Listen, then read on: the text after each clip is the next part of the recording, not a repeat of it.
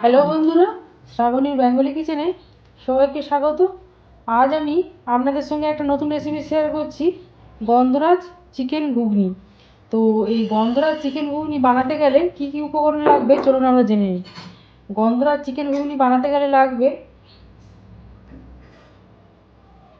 আলুকে একদম ছোটো ছোটো সাইজ করে কেটে নিয়েছি, ঘুগনির যেমন আলু কাটে তেমন কেটে নিয়েছি। আর টমেটো কেটে নিয়েছি, একটা টমেটোকে মিহি করে কেটেছি। সর্ষে তেল নিয়েছি।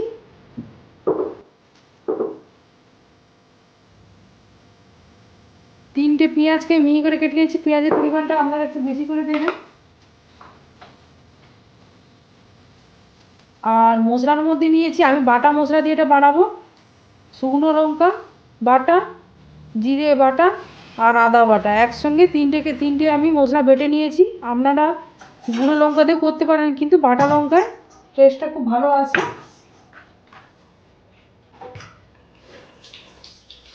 আর 300 গ্রাম মটর নিয়েছি, এটা আমি 7 থেকে 8 ঘন্টা ভিজিয়ে রাখছিলাম, তারপর জল ছেঁকে পরিষ্কার করে নিয়েছি। মটরটা আমি সেদ্ধ করব।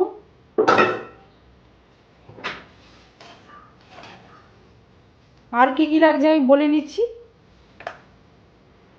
আর রসুনকে আমি কুচি কুচি করে নিয়েছি।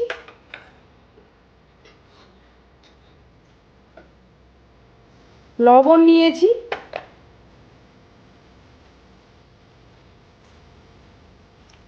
আর গন্ধরাজ লেবু নিয়েছি।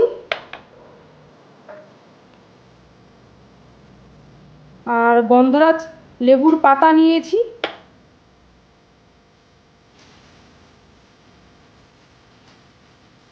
আর গোটা গরম মশলা নিয়েছি, লবঙ্গ, এলাচ আর দারুচিনি আছে। এটা আমি ফোড়ন হিসেবে ব্যবহার করবো, আপনারা বেটেও দিতে পারেন, কিন্তু ফোড়ন হিসেবে এটা আমি দেবো। আর 2 চামচ ঘি নিয়েছি।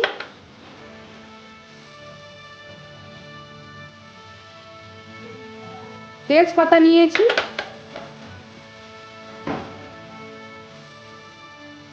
আর হলুদ নিয়েছি।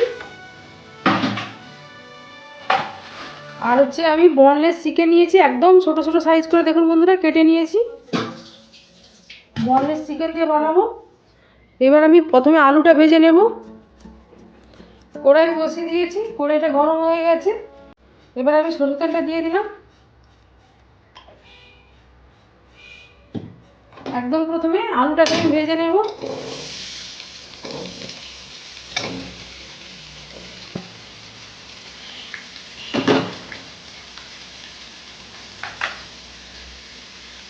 একটু হলুদ দিলাম।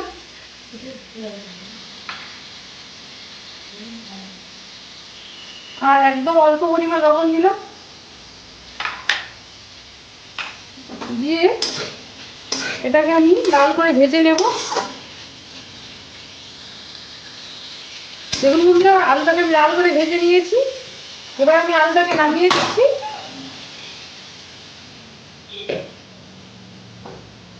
এইবার আমি মটরটা সেদ্ধ করব। এটা 300 মটর। আর এই বড় গ্লাসের আমি 3 গ্লাস জল দিচ্ছি সিদ্ধের জন্য।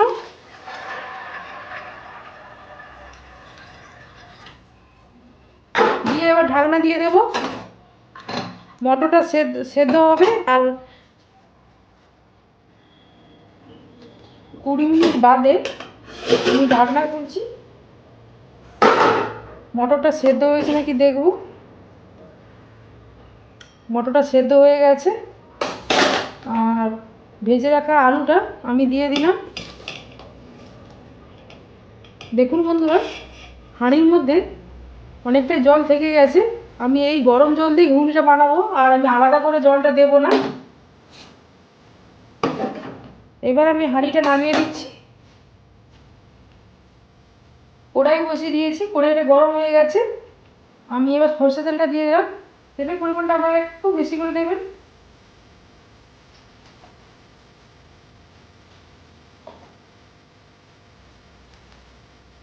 এইবার গোটা গরম মশলা ফোড়নটা দিয়ে দিলাম। এলাচের মুখটা আমি ফাঁকা করে নিয়েছি।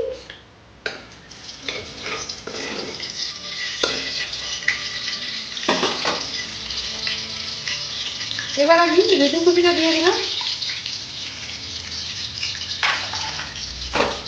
দিয়ে একটু নেড়ে নেব।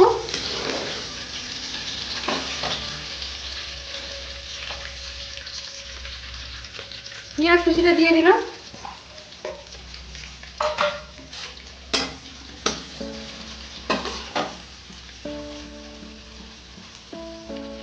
তেজপাতা দিয়ে দিলাম,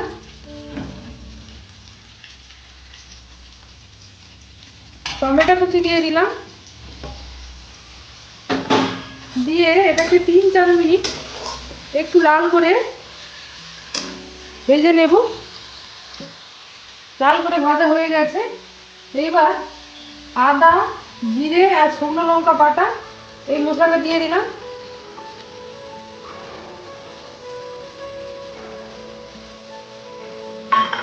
দিয়ে একটু কষে নেব। কষানো হয়ে গেছে। এবার আমি বোনলেস চিকেনগুলো দিয়ে দিলাম,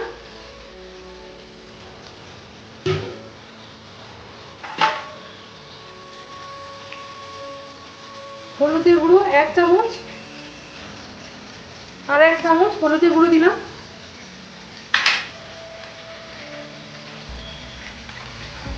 লবণ 1 চামচ, আর 1 চামচ লবণ দিলাম, দিয়ে 8 থেকে 9 মিনিট চিকেনটাকে আমি কষবো। গ্যাসের ফ্লেমটাকে আমি মিডিয়ামে রাখবো আর ঢাকনা দিয়ে দেবো। মাঝে মাঝে ঢাকনা খুলে আমি নাড়বো। এইভাবে কিছুক্ষণ আমি কষবো। চিকেনটা আমি কষে নিয়েছি, মশলাও তেল ছেড়ে এসছে। এইবার সেদ্ধ মটরটা সেদ্ধ করার মধ্যে জলটা থেকে গিয়েছিল, সেই জলটা দিয়ে আমি ঘুগনিটা বানাবো। আর সেদ্ধ মটরের মধ্যে ভাজা আলুটা দিয়েছিলাম, সবগুলো আমি একসঙ্গে ঢেলে দিচ্ছি। আলাদা করে আর জল দেবো না, গরম জলেই আমি ঘুগনিটা বানাবো।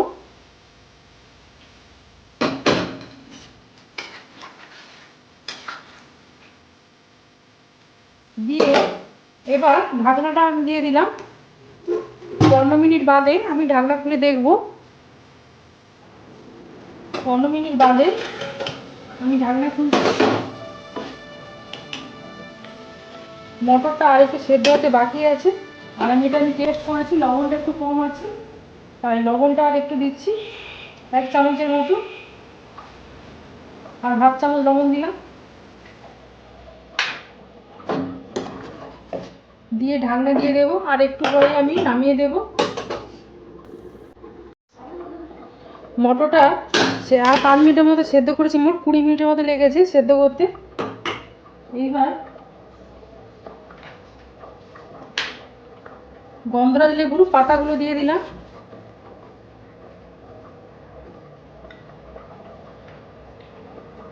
আর ঘি দিচ্ছি 1 চামচ, আর 1 চামচ, 2 চামচ ঘি দিলাম, দিয়ে আমি নাড়িয়ে নেব।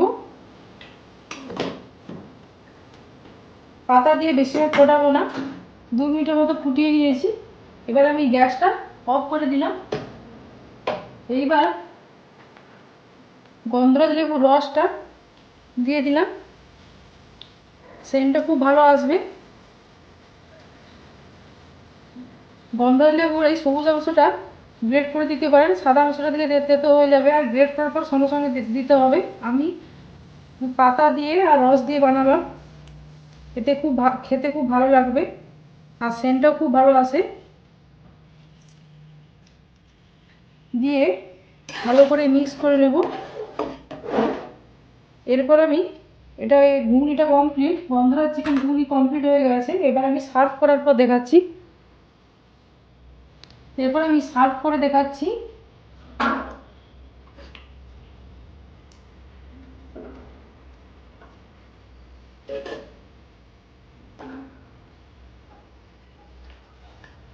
খুব সুন্দর সেন্ট বেরোচ্ছে।